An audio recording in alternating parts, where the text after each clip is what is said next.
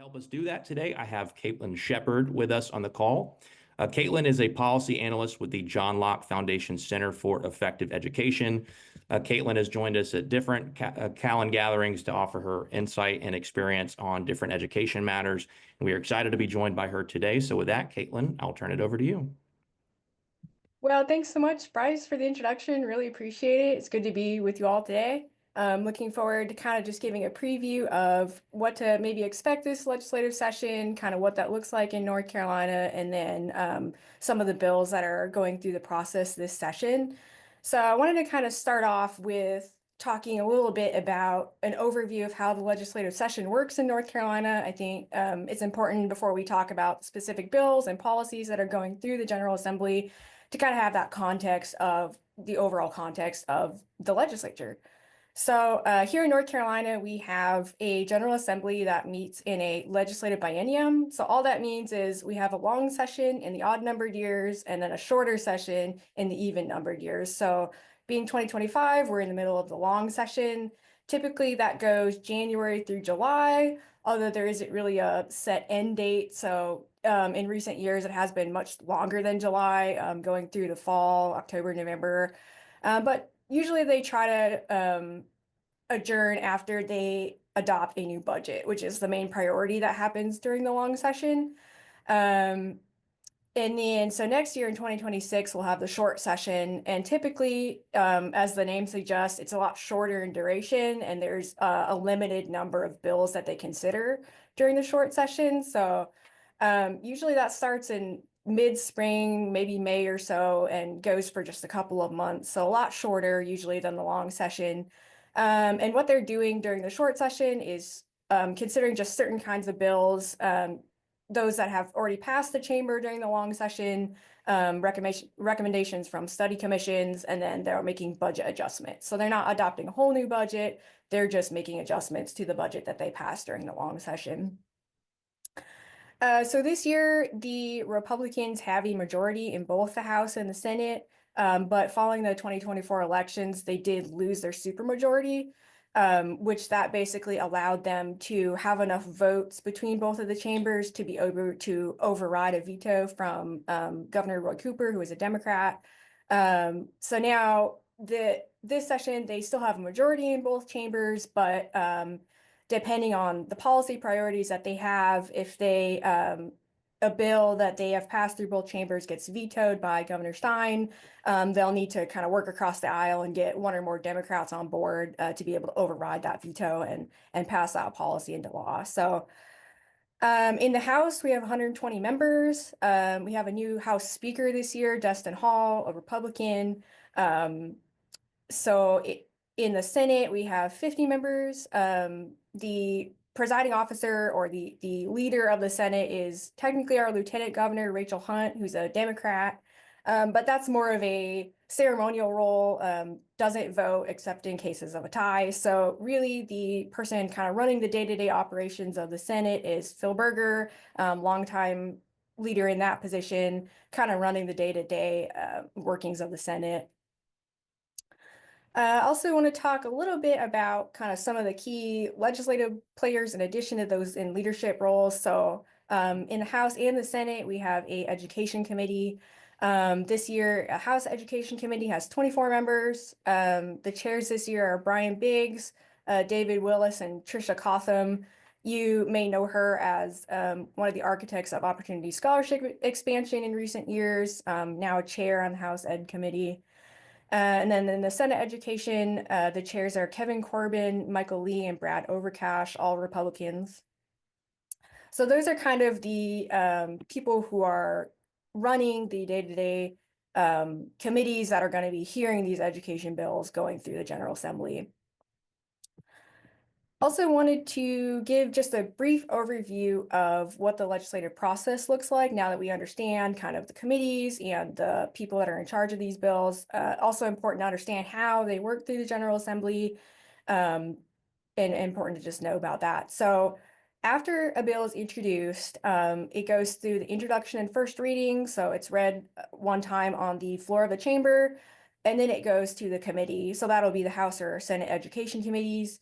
That's where a lot of the work on these bills goes into. They'll usually hear a presentation from the bill sponsor. They may take public comment. So if you're a member of the community and you want to speak for or against a particular bill that's being heard in committee, a lot of times they'll take public comment on these bills. And they'll also have some debate on it. Possibly some amendments are offered. So a lot of things go on in these committee processes, but they can pass, once the bill passes with a favorable report and is also approved by the Rules Committee, it goes on to second reading. This is where the floor, the whole chamber, either the House or the Senate, is considering this bill. They'll debate it, possibly offer some amendments, and they'll take a vote on it.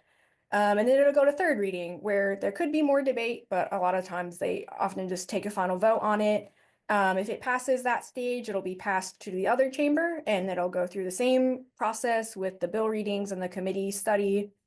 And then if it passes both chambers in the same form, it'll go to the governor, who can sign or veto it within 10 days. If he does choose to veto the bill, the General Assembly has to have a 3/5 vote to override that veto. So that's where the supermajority has been important in recent years to help Republicans get those priorities across the finish line. So that's just a little bit about how the bill goes through the process. I also wanted to just cover, what are we seeing on education? What are the specific policies that the General Assembly is considering this session? And, you know, with everything, it's always hard to tell exactly what the General Assembly is going to do. There's always some manner of uncertainties. We're kind of just in the part of the session where things are ramping up. Not a whole lot has been introduced, but we're starting to kind of see some movement on these policies. So there are a few things that are currently going through at the moment. Generally, Speaker Hall has been on record saying that some of the things that he would like to accomplish on education this year is expanding school choice was one of his priorities. The exact form that this is going to take is not totally clear yet, but I did read in Ed and See that he does support choice both within the public school system and with private schools. So more of an expansive definition of choice and making sure that choices are available to all students in North Carolina. He's also said that he supports policies that help parents be more involved in the education of their children. So promoting parental rights through legislation. He also wants to promote school safety, which I know is a concern for a lot of parents. We want our kids to be safe in school. Speaker Hall has been supportive of having a school resource officer in all schools, and then investing in technology that helps promote school safety. And he's also said he wants to improve student outcomes, which is the goal of education. We want our students to be prepared for whatever they do post-graduation, whether that's college or career or whatever they might choose down the line. Senator Berger seems to be in alignment with some of these priorities. He's said that he wants to work on improving educational opportunities and educational outcomes. So could be some opportunity for the House and the Senate to work together on those this session. And then Governor Stein also has been touring schools and talking about his priorities on education. Among those are raising teacher pay, addressing student hunger, and then investing more in nurses and counselors and social workers for schools. So those are kind of the general priorities that our leadership has said that they want to address this session. One thing we can say for sure is that they will be addressing education in the budget. That's one of their priorities for the long session. Typically, K-12 education is like the single largest expenditure in the state budget. So they always spend a lot of time discussing how much money we're going to be investing in education. For 23-24, it was about $18 billion, considering federal, state, and local funds. Most of that was from the state, about $10.8 billion. So definitely a large amount of money that's going towards education. It's really a priority for us in North Carolina. So they will be working on the budget this year, which affects education. And then a few bills that are going through this session. One of them is dealing with phone-free schools. So the Senate and the House have both passed a version of this bill. In the Senate, it's Senate Bill 55. And this bill would require all school districts to adopt a policy that bans the use of cell phones and other electronic devices during instructional time. So it would let the consequences be set at the school board level.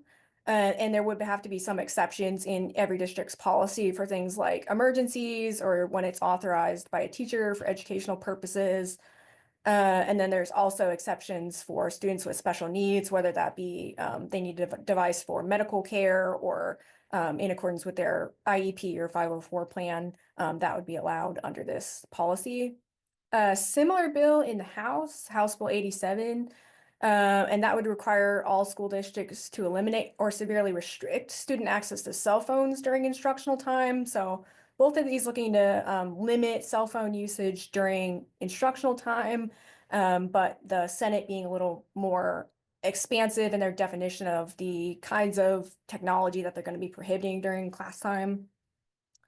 So given that we have a bill on this introduced in both chambers already this session, kind of makes me think that they're looking at seriously passing some sort of a policy on it this session.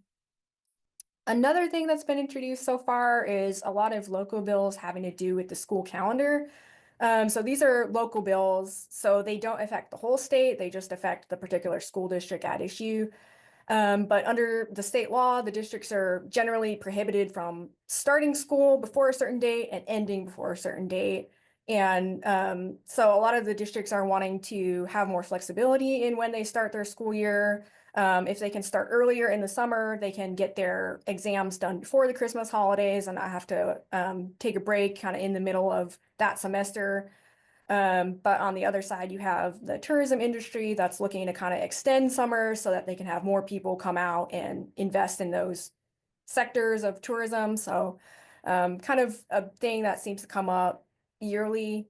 And so a couple bills introduced in already this session having to do with seeking to get more flexibility for districts about when their school year starts and ends. Another bill so far this session is Senate Bill 48, and this one has to deal with participation in sports at the high school level. So it would apply to public school students, private school students, or students who are homeschooled, basically looking to expand opportunity in extracurriculars for these students. Essentially, this bill would let students attend a sports or extracurricular program at a high school if their school doesn't offer it. So it would be something that would expand access to students who may not have a lacrosse program at their school, for example, or some other extracurricular would be able to participate in these at a different high school. And there would be high schools would be allowed to charge a fee for participation for these students who are not attending the school but still wanting to participate in extracurriculars or sports teams at that school. And if this one's passed, it is set to go in effect for the 25-26 school year. So it'll be interesting to see one of these ones that goes into effect right away, if they're end up passing it or not. Some of the most recent ones that were introduced was there was a bill to create a study commission to study school district sizes. So it's House Bill 82, and it would be to set up a study commission to look at the 5 largest school districts in the state and determine whether the size of these school districts is adversely affecting students. And we have a lot of large school districts in the state, so just looking to see if that would affect student outcomes and maybe ways that they could make progress in that area. A couple things that I have not seen yet as official bills, but seem to be kind of perennial issues. One of those is teacher pay. We had raises for teachers in each of the last 2 years. So, and Governor Stein has said that he supports raising teacher pay. So it's likely we'll probably hear something about that again this year.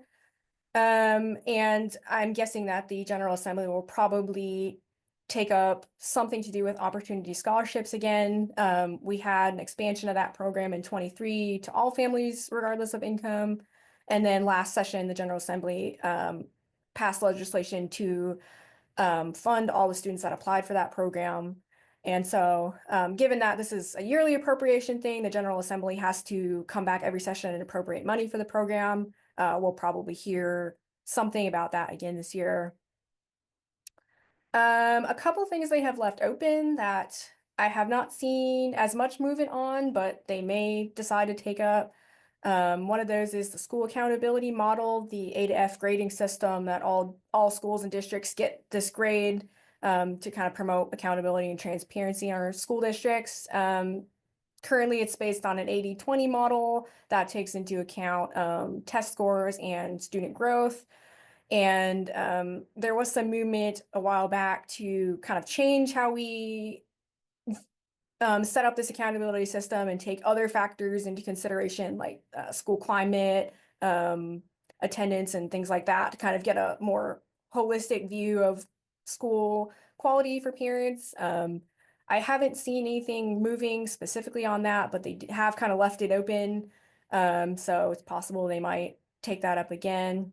And then finally, school finance has been something that's moving among education advocates. A lot of states, most states now have moved to this student-based funding where every student is given a base amount and then it factors in additional funding for students with additional needs, whether that's being an English language learner, being gifted and talented, really just depends on the state. But the idea is to have base funding for all students and then additional funding for students with additional needs.